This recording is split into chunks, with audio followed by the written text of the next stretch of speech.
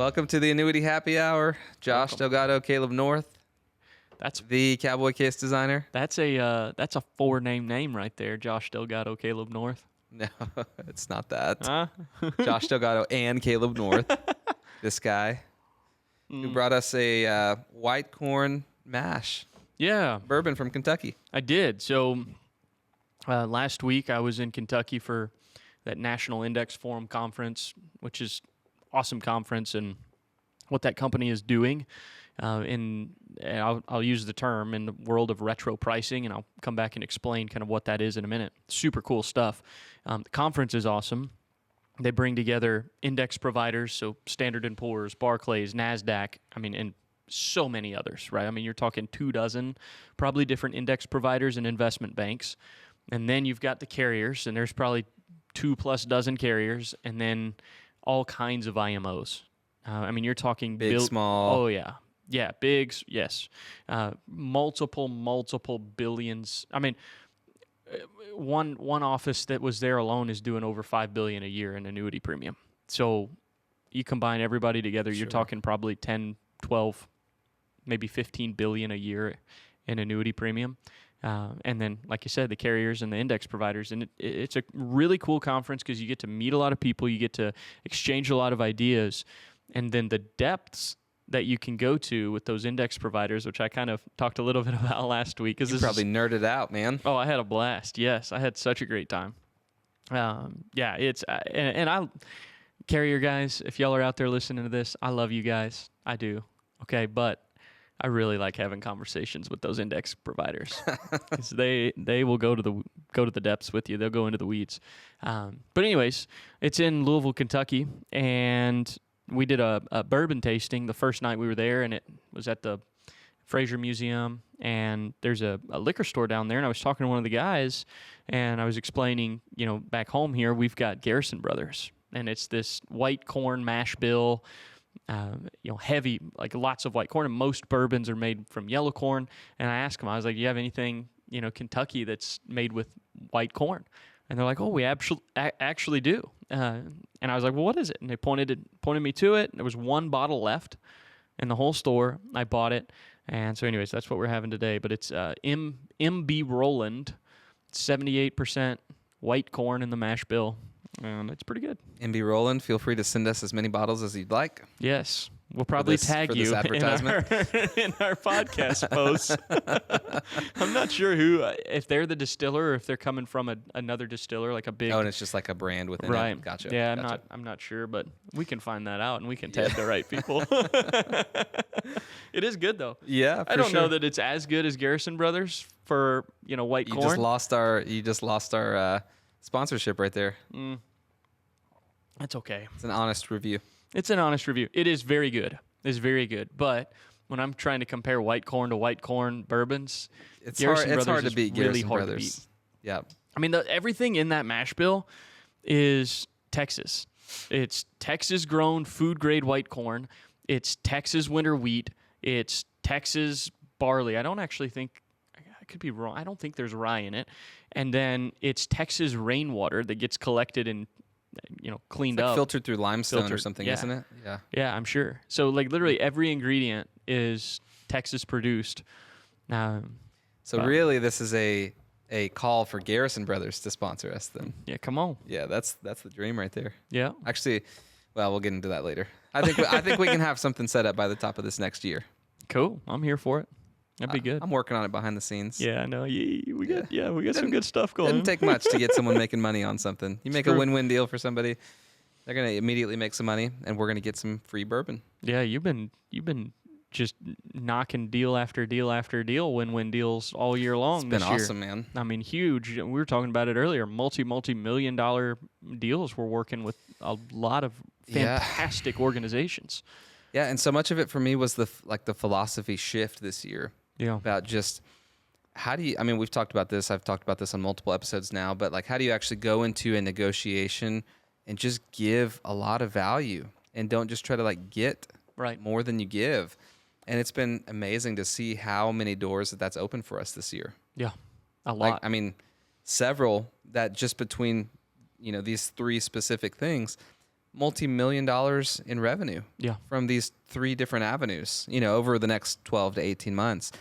But already we're starting to see like the ripple effect of those things happening, connections with agents, all that kind of stuff just expanding. So it's been nice for me because I've been getting to talk to agents on the phone, but I'm not having to do what you do, right? I'm not, that's not my world there. I'm more behind the scenes, getting the deals done and really just creating those win-wins for people. So it's been nice. I've had a lot of fun. A lot of great new programs to really catalyze agent production.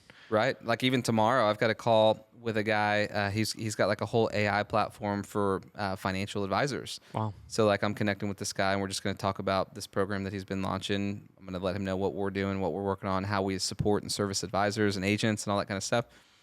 Who knows what'll happen? Yeah. And it's just like that willingness to just go explore, which is funny because that's kind of who I am. Like I love travel and adventure and like exploring. So in my role with our company, that's what I get to do. I get to just go and explore and look for opportunities, find those opportunities that are right, turn away from the ones that are wrong. And really I've gotten to do that a lot this year. Now that we're not in like building a platform mode, which I was in last year of revamping our whole training platform. Huge undertaking. Which has opened the door for a lot of these things because now that we've got all these components in place that are, really leaps and bounds over anything else that exists in the industry, in our opinion, and in the opinions of many others who have, many more years and decades of experience than us who are saying these kinds of things. It's just been cool to see those doors like start to open and me get to actually be in line with who I am, which is an explorer. So getting to go and do that and then getting to like bring value to other organizations, it's awesome. Yeah. It's really good. Well, my world is different than that. Yeah. My world is the nitty-gritty details of product and indexes and all that kind of stuff. Yeah, service. My goodness. Tell the agents what I told you the other day about servicing when I called you. Well, I'll just tell them I'm already talking. I don't remember what it was. I called Caleb the other day and I said, man, how do you do this all day? Because I got stuck in like this little loop for 2-3 hours of having to service on a couple of agents that I had been working with. And man, it just like drained me so fast, but I'm not a customer service type of person. Right. And you're not a customer service person either, but you're a service oriented person. Yeah. So the service that you're providing is really on a much higher level than like typical customer service would be. But even doing it, even doing that, I'm like, man, props to you. I should have hired you help a long time ago. I'm starting to realize that now. I see your plan is working. Oh, just get out of it just enough that you can get in there long enough to realize. Yeah, to actually send you the help that you need. That's funny. But it's got my wheels turning for sure. I'm like, man, I got to get Caleb some help fast. Yeah, we're making the right moves in the right direction across the board. With that, I do love working with agents and talking with agents and helping agents out, and especially seeing an agent go from whatever they're currently producing to wherever they're trying to get to, and actually seeing that come to pass, or watching somebody brand new start closing some of their first deals. That kind of stuff just jazzes me. Right. You can actually see the impact. Right. And that's, I think, part of what I love most about the FMO side of things, if I'm being honest. It's like we had the academy even before we became an FMO. Right.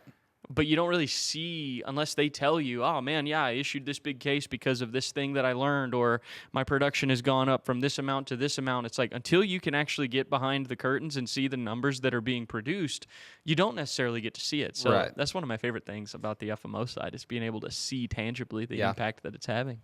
I'm kind of smiling a little bit because Chad was just calling me a second ago. And for those of you who are just coming into this episode, Caleb and I were joking today because I called Chad like 2 or 3 times and was talking with him about just trying to update him on something that we have going on right now. Yep. And he calls Caleb as I walk in to get ready to record this podcast. And I'm like, that son of a gun. He didn't answer my calls, but he calls you when he needs something from you. Yeah. I was gonna answer it and just put him on speaker right here, but I was afraid of what he'd say, so I didn't. Yeah, he called me, asked me a question, and then he goes, I probably could have found that in the product guide and brochure, right? And I was like, yeah. And he goes, but why do that when I can just call you? I was like, yep, you and everybody else. And this is the service things that I'm trying to free you from, Caleb. Yeah, I appreciate it. That's good. So when you're doing $40 million a year, you can get away with it. Oh man. But going back to that conference, man, it really was great. It really was a cool time. I kind of, there at the beginning of the episode today, hinted toward a concept, retro pricing, and I'll briefly explain what that is. But For those of you that have looked at and run illustrations over the last year and a half, you've probably seen the egregiously high average returns that our hypothetical pages show on our illustrations. And the reason that that's happening is that we're taking rates from an extremely high rate environment and we're backcasting them over a 10-year period that did not have rates that high, but had incredible market performance. So if you go back 10 years, you weren't getting 10, 11, 12% caps on the S&P 500. But we're showing illustrations as if 10 years ago you could. Retro pricing, this concept that Indexalizer, well, now Alizer is the company name, and Kent Jacques, what they've come up with is a formula that quite literally calculates what the rates would have been on a specific index at a specific time. So if you want to look 10 years ago, you can look 10 years ago and know with reasonable certainty, and the numbers that I've heard is that carriers have affirmed that the formula calculates within a few basis points of accuracy to the actual rate impressive. that would have been available. Yeah. And it's a formula that's been created. And anyways, so you can take an index that maybe was built 2 years ago, and you look at an illustration, and we're backcasting 8 years of performance with current rates. Mm-hmm. And it's like, well, one, the index wasn't even around back then. Number two, these rates weren't around back then. So you've got 8 years out of that are really, really poor pictures of what to expect. And retro pricing allows you to look at that index that maybe wasn't even around back then and actually see if this index was around, based on the way that index functions in the rate environment at the time, what would our participation rates, our caps, our spreads been on that? And then you apply those rates to what that index did over the last 10 years. And it gives you a much, much, much more realistic picture of what to expect. And so the idea of what they're pushing for is work this in with carriers and try and get this in on a supplemental page that, an agent can select, I want to show retro pricing in my illustration as well. That's kind of the concept that they're moving toward. But all that to say, a really cool tool. We'll actually be doing a webinar with Kent on one of our Friday morning weekly calls on October 11th. And for those of you that are listening, I mean, that's one that we've specifically opened up to anybody and everybody. So if you're available, reach out to us, let us know. We can get you a spot on that webinar, but he's going to talk about that a little bit, and he's going to talk about his tool, Reviewalizer. All that to say, that was the conference I was at last week. Like I said, an incredible conference. And I've got some pretty cool insights into what some of these index providers and carriers are thinking is on the horizon with rates. I was going to ask about that. Yeah. What, I had asked last week about what is one or two questions that you want to ask all these providers. But having now had the chance to actually speak with them, I mean, what are they seeing? What are they thinking? What are they projecting? What are they working on? What are they looking toward? Yeah. So to understand all of that, I think we need to look a little bit historically here. So we've had really high bonds, really high interest rates. That's created really high index rates. That's created a phenomenal sales environment for annuities over the last year and a half. Fed cuts rates. We are going to see rates drop. We've already seen it. That's nothing new.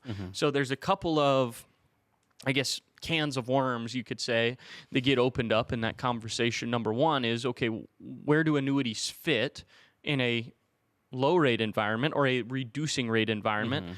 And then what are we forecasting and looking at over kind of the long term?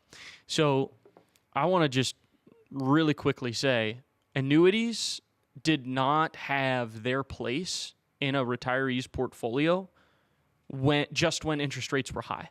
In other words, our high rates is not what made annuities relevant.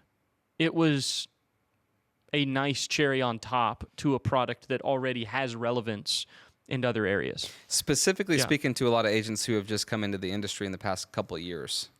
That's super important. Yeah, I've had conversations on social media with people who are relatively influential in the industry that have asked the question and posited the idea that with a reducing rate environment, annuities' place in portfolios may need to be assessed and alternatives looked at. And my my thought is that just shows the brevity of the career. Because if you're coming in the last year and a half, 2 years, and the vast majority of your career you've experienced these incredibly high rates, you need to understand this is not the norm. Okay, this is the exception. So even though you might have experienced this in the majority of your short career, this is definitely not the long-term norm. This is the exception, the rate environment that we're now coming out of. So it begs the question, what have annuities been throughout history for people, and what have they been even in the modern era? I mean, we can go back to the time of the Romans, and annuity conceptually were products. They were existing things. It was an annual payment. That's the whole concept of it from I think at the time it was actually the government that was paying loyal soldiers. And you can fast forward, and Ben Franklin had annuities, and cities. He actually left 2. I think Boston and Philadelphia were the 2 that he left them to. And anyways, you can look throughout history and see annuities either conceptually or technically existing. When we get to the modern era, you have primarily SPIAs, DIAs, and MIGAs, or fixed annuities, even really before MIGAs. And the SPIAs and DIAs, that was kind of the method through which you could create your income before income riders. And then fixed annuities, just crediting a fixed interest rate. The whole concept there, Josh, was to be a bond alternative. It's like, okay, well, bonds are paying this much. Let's create a zero floor with a guaranteed interest rate and create a bond alternative to people for a standardized period of time. And so annuities were either annuitization for income or bond alternatives on kind of the growth side. Well, fast forward, and the fixed indexed annuity comes around, and what is the fixed indexed annuity designed to be? It was originally created to be, again, a bond alternative with more upside potential, right? So it's like you might not necessarily be able to guarantee what your fixed annuities are going to do, right? But you can create more upside potential. So for those individuals that like the concept of downside protection and kind of roll the dice on, well, what if we have a really good run in the market? I want to participate in that. Yeah, right. Can I get more out of it if we have good economic and market performance? And that's what the fixed indexed annuity was designed to do. Then riders come later, and now we've got guaranteed lifetime income on fixed indexed annuities. And so anyways, all that to say, when we look at the history of annuities, they were not equity alternatives. They were not real estate alternatives. Never have been. They never have been.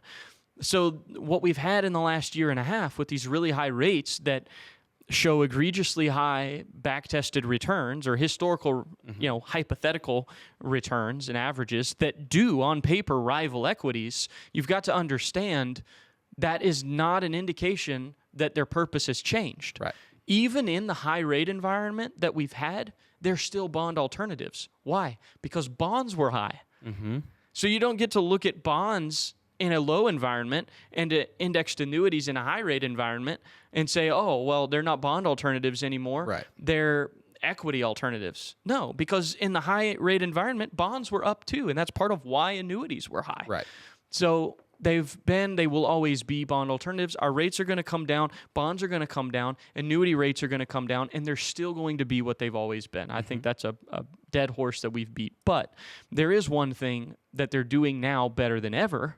And this will come down in the reducing rate environment, but it's the way that they generate income, right? So for the last year or so, year and a half, we've been able to go get people close to 10% of their starting premium in a relatively short time of deferral on a relatively young individual. I mean, for a 65-year-old to go and turn, upwards of 10% of their starting premium on just a couple years of deferral, really, really good. We're going to see our riders come down. We're going to see our payout factors come down. We're going to see the income come back to a little bit more realistic place.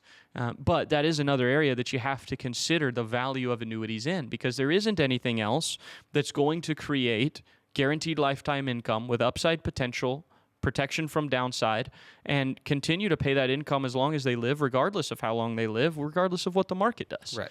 So when you bring the whole picture of the indexed annuity with an income rider together, it's accomplishing things that no other product can do, regardless of what the rates are. Yeah. So Super good. yeah, I mean that's one of the if I could say one thing, especially to you newer agents, it's like don't get lost in the high rate environment and think all of a sudden annuities don't have a place. They have the same place they've always had. The products, the policies are just not going to look maybe as glamorous, as shiny as they have over the last year or year and a half. Yeah. But they're going to look like they have over the historical long term.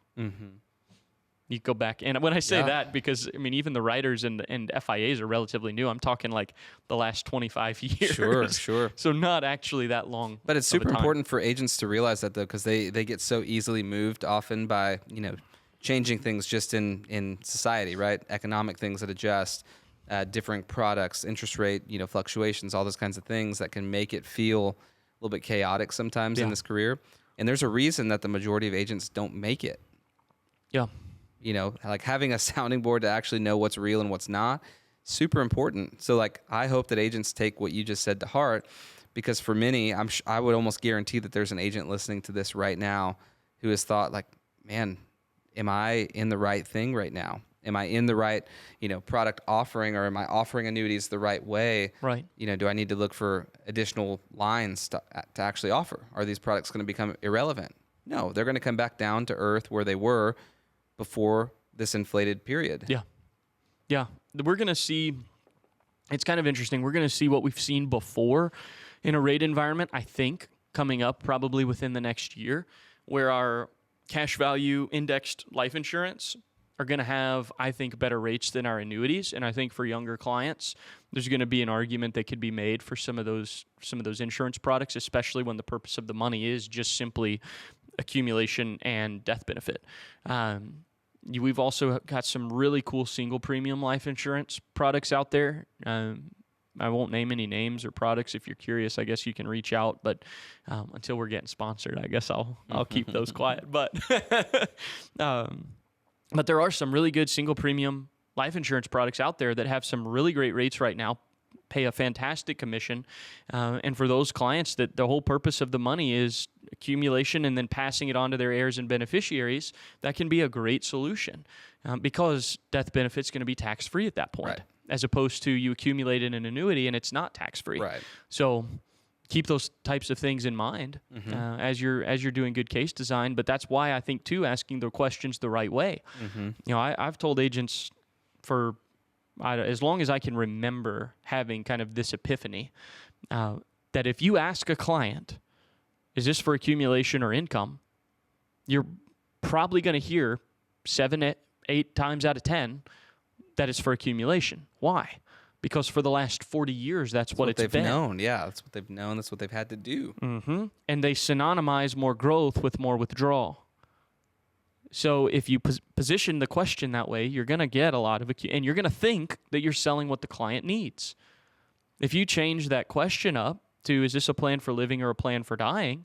Which, by the way, that's a plug to Chad Owen right there. That's an original question that he came up with that is on his fact finder, and it's to me an incredible question to ask because it takes out any preconceived, incorrect notion, misconception about how income or accumulation works.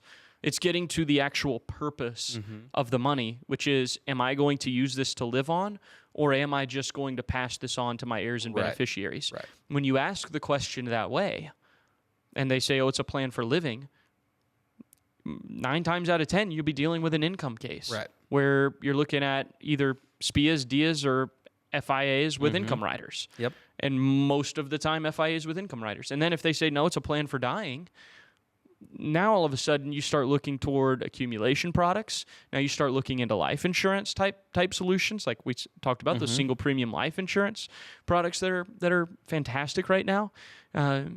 Those types of things are what becomes relevant when they say it's a plan for dying. Right. So you've got to ask the questions the right way.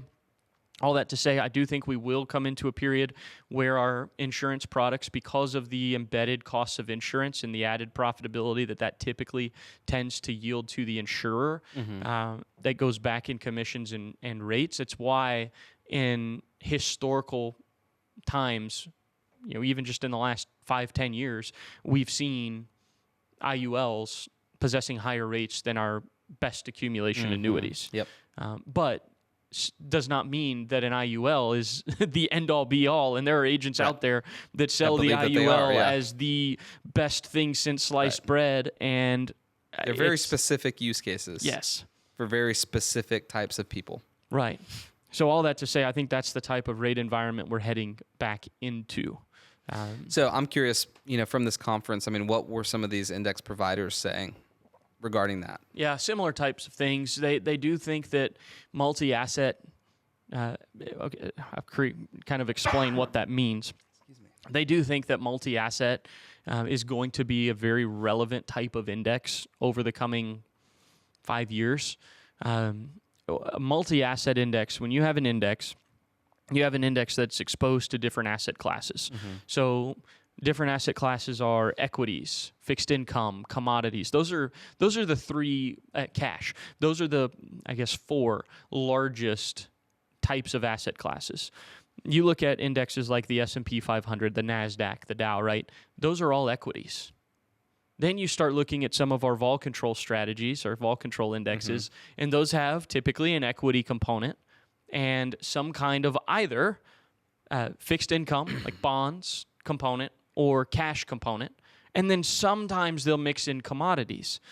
What a lot of these index providers are thinking is that a very big piece as to why over the last few years, 5 years or so, our vol control strategies have not performed in live years as well as what they showed they could is because of the asset classes that were actually performing and the way that those multi-asset indexes are designed. So I talked a little bit last week about creating indexes that are overly complex.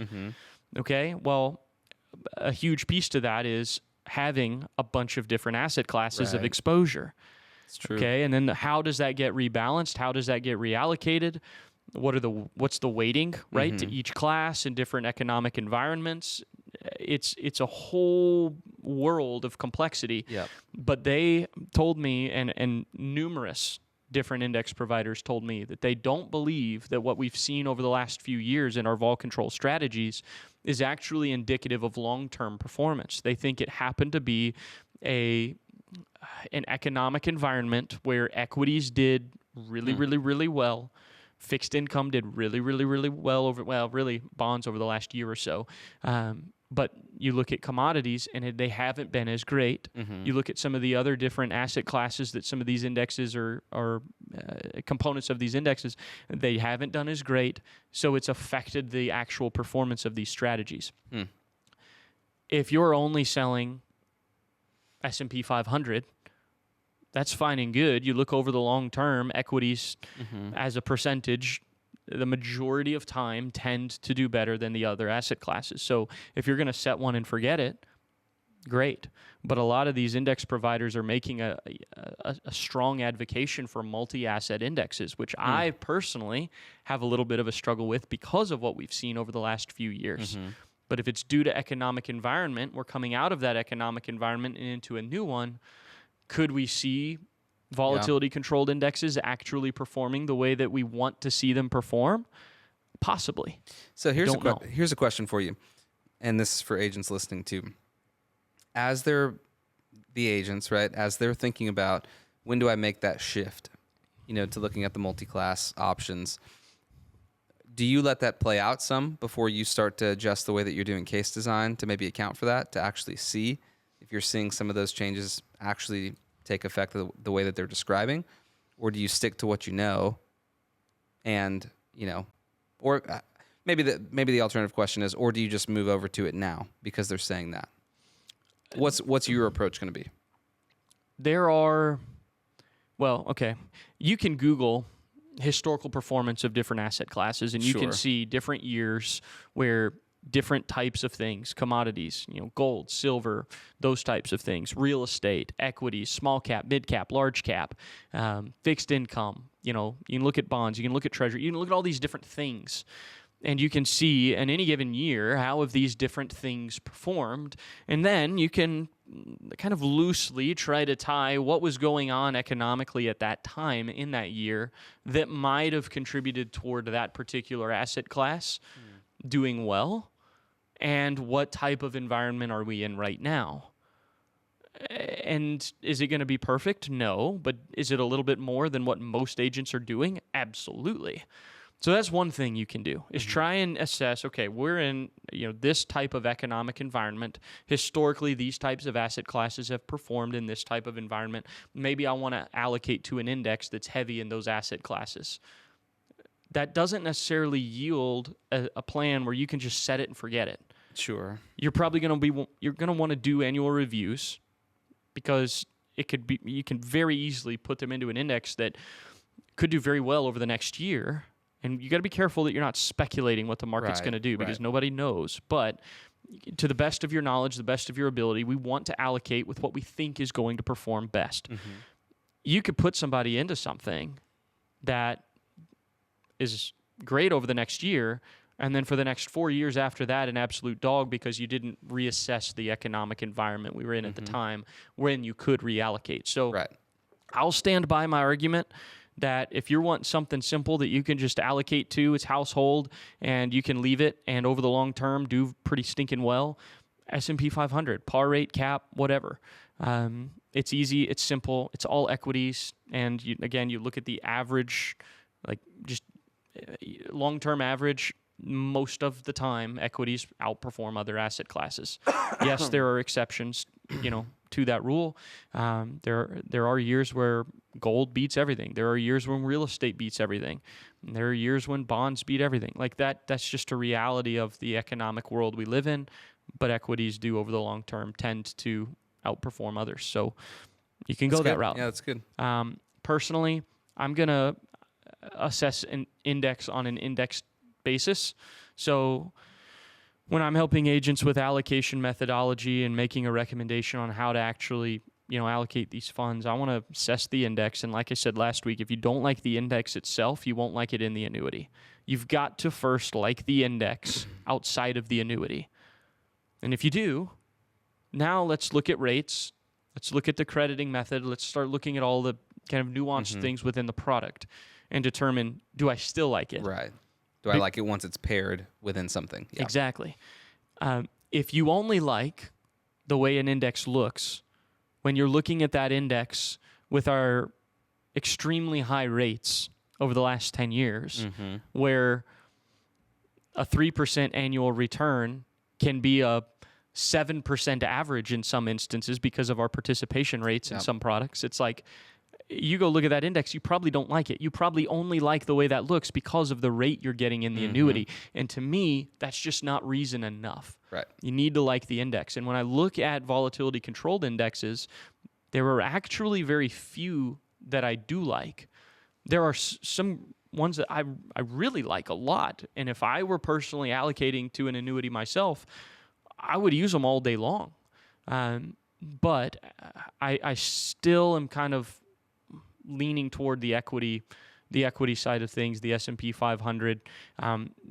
Part of the reason, Josh, is because when we have a 0% floor, we want volatility in our indexes because we're not exposed to the losses. Right. So the more volatility we have, the more movement potential we have, for the upside. the more potential there is. But the other thing you have to bear in mind is that the more volatility you have in an index, the more likely that renewal rate to not look as good. That's true. That's true. It's one thing agents got to understand is when you've got an index that's targeting a 5% volatility, carriers can price that way easier, and that the pricing of that option, the cost of that option will be way more consistent over time because it's internally managed to a specific vol target. You look at things like equities only in the S&P 500, the NASDAQ, where we have all this volatility, those are not managed to a target.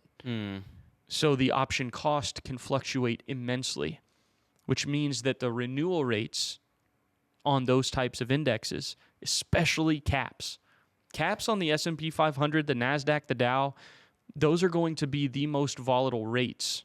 You're going to see reductions in those rates more likely than any other index strategy that you can allocate to. So it's a double-edged sword. right? Do I value allocating to something that's going to renew really, really well in the subsequent years, or do I allocate to something that maybe provides a little bit more upside because of the volatility that the index itself actually carries? Right. It's true. It's very true. There's a lot of preference involved, and I tell agents this all the time because I get agents that'll ask me, Caleb, what's the best accumulation product out there? And I'm like, well, that's a loaded question. Because there's a lot of variables that affect that. Yeah, I could answer that question if you can tell me what the best index will be over the next 10 years.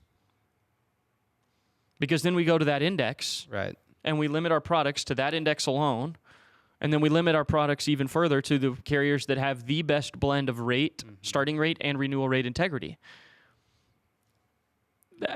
Unless you can tell me what index is going to perform the best, I can't tell you what accumulation product is the best. Very true.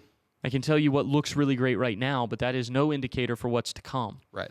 And that's all we have to operate on. So because of that, the accumulation side of the case design world is far more preference-based, in my opinion. Yep. Which is why I'll share my preferences on vol control and equities and different asset classes, all that stuff, multi-asset, whatever.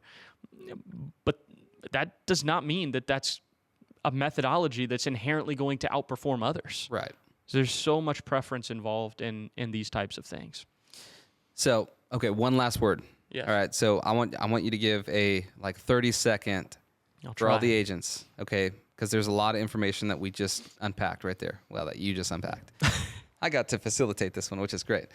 Because this is awesome. I mean, I think this is so powerful and so impactful for agents because this is the core, in a lot of ways, of case design, right? You have to know the way that those indices can actually function to know, okay, here's the options that I could go with, to know, okay, now that the client's goal is this, okay, here's how I trace that back to what's the best product for them. Right. So if you have 30 seconds to just encourage an agent on how to get this process started, what do you say? Google indexes.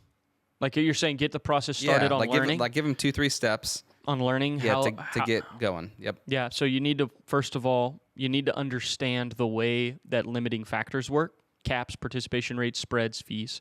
You need to know the different crediting methods, annual point-to-point, 2-year point-to-point, right?